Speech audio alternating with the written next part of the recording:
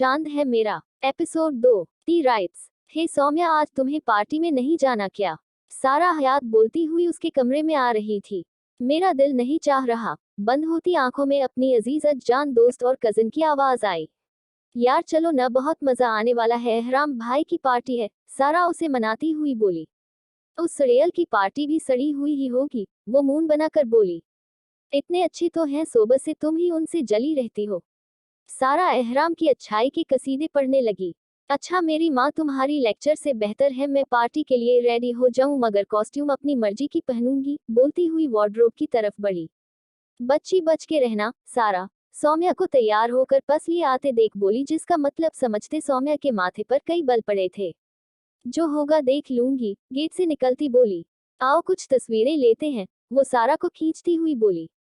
Party अभी शुरू ही हुई थी तो ये बिजनेस पार्टी सफीर हयात के एक दोस्त ने बच्चियों को भी लाने को कहा था, जो एहराम को पसंद न थी, मगर बाप के फैसले पर सर झुकाना पड़ा था, लेकिन उन्हें सलीके में रहने की सख्त इंस्ट्रक्शन देकर एहराम का इजाजतनामा मिल गया।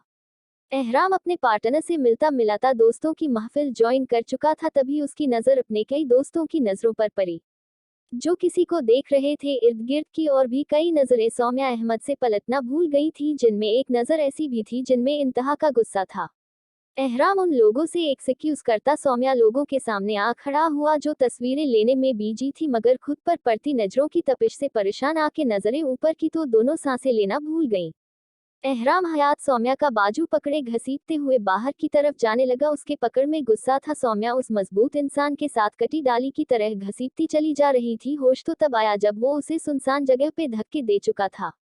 ये क्या बदतमीजी है, दर्द करते सुर्ख बाजू को दूसरे हाथ से सहलाते हुए बोली।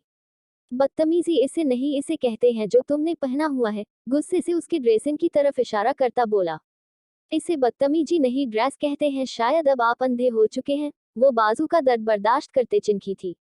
अब तुम बड़ों से बात करने की तमीज भी भूल रही हो, वो लफ्ज चबाता बोला। आप बड़े तमीज वाले हैं जो एक लड़की को पार्टी से घसीटते हुए सुनसान में ले आए हैं। गम से उसकी आवाज बंद हो रही थी। अब उसे समझ आ रहा था कि सारा उसे बच के रहने को क्यों कह रही थी। जुबान मत चलाओ और ये कपड़े चेंज करके आओ अभी, वो गुर्रा उठा था। नहीं करूंगी, वो भी हथर्मी से बोली। बहुत शौक है दूसरों की सराहती नजरों में आने का, वो जब्त से बोला। हाँ है शौक सराहे जाने का, और कुछ मैं ड्रेस चेंज नहीं करूंगी, क्या खराबी है जीन्स टॉप में, बोले वो हथधर्मी से बोली। बहुत खराबी है इस ड्रेसिंग में, लोगों की गलत नजरें पड़ती है ऐसी ड्रेसिंग वालियों पर, वो थोड़ा नर्म हुआ था। पढ़ती है तो पढ़ने दे, वैसे भी मैं यहाँ आपके लेक्चर सुनने नहीं आई, दूर रहा करें आप मुझसे। सौम्या अहमद किसी की गुलाम नहीं जो उसकी मर्जी पर चले। उसके लफ्जों से शोले निकल रहे थे, और ऐसे ही शोले एहराम हयात की आंखों से भी निकल रही थी, जिसमें सौम्या अहमद जल सकती थी। बकवास बंद करो अपनी, इतनी सी तो हो, और जुबान गज भर की रखी है, जिसे तमीज नाम की चीज छू कर भी नहीं गुजरी है। एक बार फिर कह रहा हूँ, जाओ और चेंज करो, वो दांत पिसता हुआ बोला। एहराम हयात को अपने आगे चलने वाली सारी जुबानें ही जहर लगती थी, और ये जुबान तो फिर उसकी अव्वल दर्ज की दुश्मन की थी, जिसने एहराम हयात की बात न मानने की कसम खा रखी थी। शायद वैसे भी एहराम हयात को सब पे हुकुम चलाने की आदत थी, जो सौम्या अहमद को जहर लागा करती थी। मैं कुछ नहीं करूंगी, ऐसे ही ठीक हूँ, आपको जो करना है कर ले। उसके लहजे में बगावत की बू थी, जो एहराम हयात को आग लगाने के लिए काफी था। ओके एज योर विश, कहकर पास परी गिलास को उठाया जिसमें पानी था, उसे सौम्या पर खाली कर गया, जो गुस्से से उसे देख रही थी, क्योंकि इस हमले के लिए तैयार नहीं थी। अब गुम करो अपनी शक्ल, नहीं तो मुझसे बुरा कोई नहीं होगा, गिलास टेबल पटकते हुए बोला। जाहिल इंसान, खून कर दूंगी तुम्हारा। वो शेरनी की तरह उस पे झपटी थी। एहराम उसके बुलंद आवाज को दबाने के लिए बयां हाथ उसके मुंह पर जमाया, दाएं हाथ से उसके दोनों हाथों को हमले से बचने के लिए पकड़ा। मुंह बंद रखो, अपना तमाशा मत लगाओ, और जाओ जाकर कपड़े बदलो, वरना मुझसे बुरा कोई न होगा, वो उसके नाजुक होठों पर अपनी गिरफ्त मजबूत करते हुए बोला। सौम्या की काली आंखें गुस्से की सुर्खी लिए उसे घूर रही थीं। अब निकलो यहाँ से अभी, और हाँ ऐसी बेहुदा कपड़े अब मत पहनना, और न ही किसी के पास जाना, वरना जन ले लूंगा तुम्हारी, वो उसे एक झटके से छोड़ते हुए बोला था। जाहिल आदमी, पता नहीं खुद को क्या समझता है, बदतमीज कहीं का। हद से ज्यादा गुस्से में वो पार्टी हॉल से बाहर निकल गई। कितनी प्यारी लग रही थी, मगर इस जाहिल इंसान ने सब बिगाड़ दिया। वो गुस्से से बड़बड़ाती हुई गाड़ी तक गई थी।